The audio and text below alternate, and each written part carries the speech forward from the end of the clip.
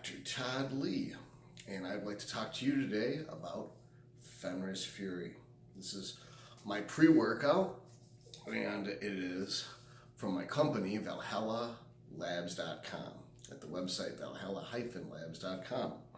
Now, there's a lot of pre-workouts on the market. What makes this one special? What makes Fenris Fury different? First and foremost, it was designed by me. I'm a champion bodybuilder. That's where the axis came from. I'm a biochemist. That's this diploma. And a medical doctor, that diploma. And some of you might have noticed this Voldemort tattoo. It's like, why was Tom Riddle kicked out of Hogwarts? It's because he was so good at magic, all the professors were jealous. So it's one of those things where if you look at it like you're taking your creative mind and putting it into reality, how is that not magic? How is it not like the potions that Professor Snape taught? That the idea that you can use a formula, add water to it, drink it, and get special powers have been part of literature since we've got the comic book characters, but before that it was Jekyll and Hyde. However you look at it, this is part of our culture for thousands of years, that there's potions or drinks that can make you super strong, give you increased endurance, make your mind more alert. And that type of concept is used by most companies to sell you caffeine and sugar.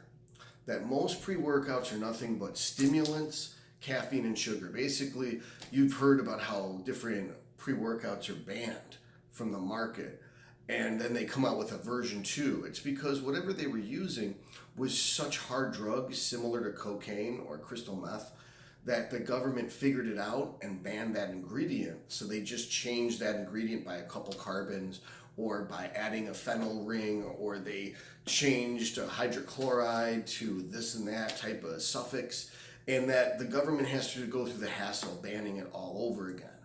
Why is that bad? Because these adrenal mimetic synthetics are basically things that make you cracked out, make you not want to eat, and it burns muscle directly. A lot of times people will switch from Fenris Fury to another pre-workout because of the convenience of they ran out of Fenris Fury, and while they ordered it, they waited for something else to come in.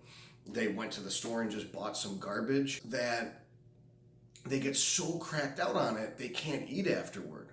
So the whole point of lifting is that you prime the muscle for growth, and you need to take advantage of that anabolic window to grow. So by being so stimmed out that you can't eat, you're not going to grow. And if you're trying to burn fat, pre-workout's not the way to go. That there's a fat loss product called Wrath of the Valkyrie that's much more advanced that you can see on this channel, the Valhalla Labs YouTube channel. Also, it's on my website, toddleemd.com, or of course you could just go right to valhallalabs.com and read about Wrath of the Valkyrie. If you're trying to burn fat, start with Wrath of the Valkyrie. If you're trying to get a good workout in, use Fenris Fury. Now, if you're somebody who wants the best results, then of course you'd use Wrath of the Valkyrie with Battle Mead with Fenris Fury. So more about this pre-workout. Other pre-workouts have usually about 6 grams of active ingredients. Well, what's the big deal? Why 6 grams?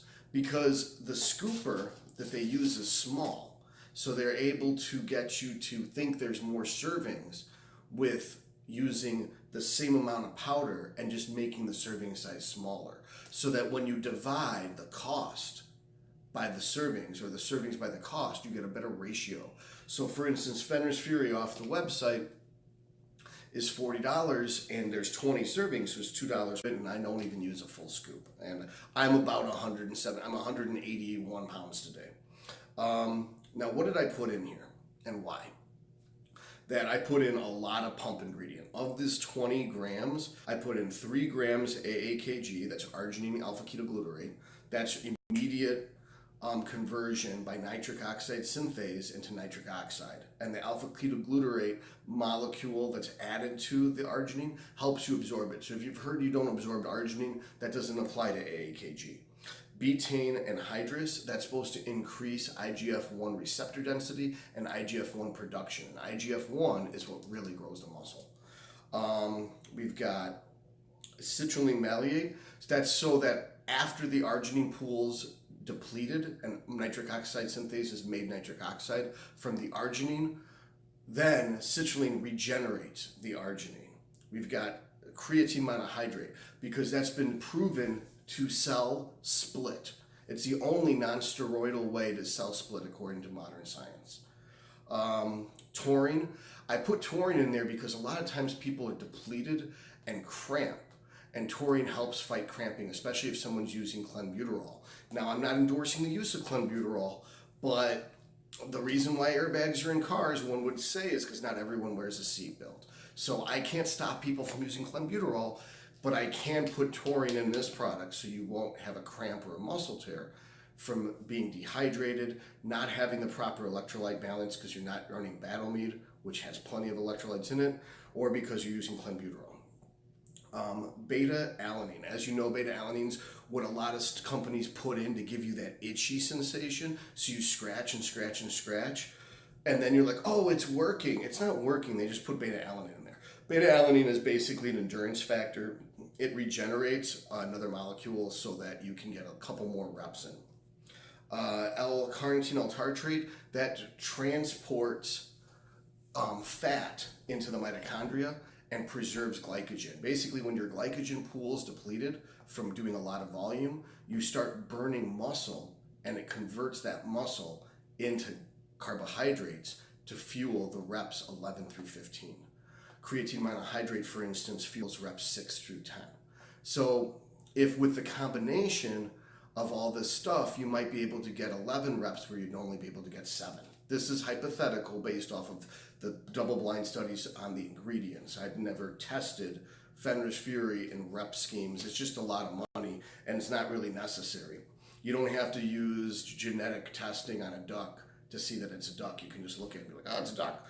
So with agmatine sulfate, I put that in there because it upregulates the nitric oxide synthase enzyme, which is what converts arginine into the nitric oxide. And as you know, nitric oxide's what gives you a pump, and the pump's what really grows muscle.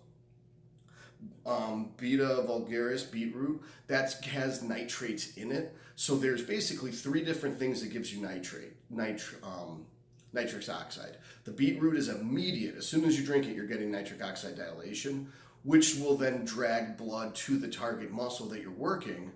And then the nitric oxide synthase is primed by the agmatine sulfate to convert the arginine into nitric oxide. And when that arginine pool is depleted, the citrulline maleate backward converts into arginine to then be converted by the nitric oxide synthase, which is upregulated by the agmatine sulfate, into more nitric oxide. So we get a 3-phase nitric oxide release. And to my knowledge, I'm the only person who does that in this product.